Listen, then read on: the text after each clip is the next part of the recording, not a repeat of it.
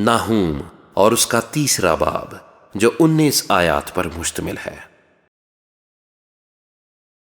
خون ریز شہر پر افسوس، وہ جھوٹ اور لوٹ سے بالکل بھرا ہے، وہ لوٹ مار سے باز نہیں آتا۔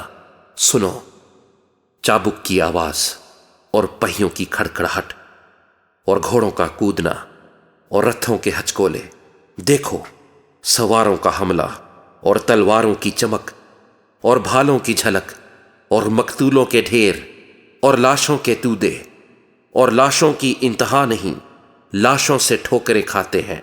یہ اس خوبصورت جادوگرنی فاحشہ کی بدکاری کی کثرت کا نتیجہ ہے، کیونکہ وہ قوموں کو اپنی بدکاری سے اور گھرانوں کو اپنی جادوگری سے بیچتی ہے۔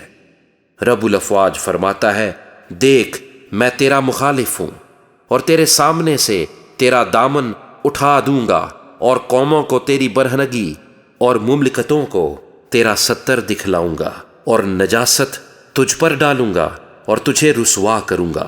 ہاں تجھے انگشت نما کر دوں گا، اور جو کوئی تجھ پر نگاہ کرے گا تجھ سے بھاگے گا اور کہے گا کہ نینوا ویران ہوا، اس پر کون ترس کھائے گا؟ میں تیرے لیے تسلی دینے والے کہاں سے لاؤں؟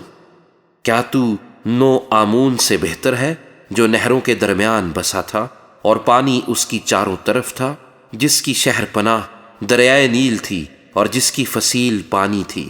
کوش اور مصر اس کی بے انتہا توانائی تھے، فوت اور لوبیم اس کے حمایتی تھے، تو بھی وہ جلا وطن اور اسیر ہوا۔ اس کے بچے سب کوچوں میں پٹک دیے گئے اور ان کے شرفا پر قرا ڈالا گیا، اور اس کے سب بزرگ زنجیروں سے جکڑے گئے۔ تو بھی مست ہو کر اپنے آپ کو چھپائے گا اور دشمن کے سامنے سے پناہ ڈھونڈے گا۔ تیرے سب کلے انجیر کے درخت کی مانند ہیں، جس پر پہلے پکے پھل لگے ہوں، جس کو اگر کوئی ہلائے تو وہ کھانے والے کے منہ میں گر پڑے۔ دیکھ تیرے اندر تیرے مرد عورتیں بن گئے، تیری مملکت کے پھاٹک تیرے دشمنوں کے سامنے کھلے ہیں، آگ تیرے اڑبنگوں کو کھا گئی۔ تو اپنے محاصرے کے وقت کے لیے پانی بھر لے اور اپنے کلوں کو مضبوط کر، گڑھے میں اتر کر مٹی تیار کر اور اینٹ کا سانچہ ہاتھ میں لے۔ وہاں آگ تجھے کھا جائے گی، تلوار تجھے کاٹ ڈالے گی، وہ ٹڈی کی طرح تجھے چٹ کر جائے گی۔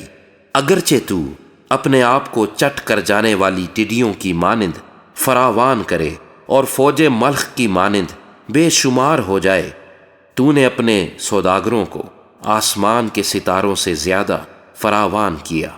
چٹ کر جانے والی ٹڈی خراب کر کے اڑ جاتی ہے، تیرے امراء ملخ اور تیرے سردار ٹڈیوں کا ہجوم ہے، جو سردی کے وقت جھاڑیوں میں رہتی ہیں اور جب آفتاب نکلتا ہے تو اڑ جاتی ہیں، اور ان کا مکان کوئی نہیں جانتا۔ اے شاہ اسور، تیرے چرواہے سو گئے، تیرے سردار لیٹ گئے، تیری رعایا پہاڑوں پر پراگندہ ہو گئی اور اس کو فراہم کرنے والا کوئی نہیں۔ تیری شکستگی لا علاج ہے، تیرا زخم کاری ہے۔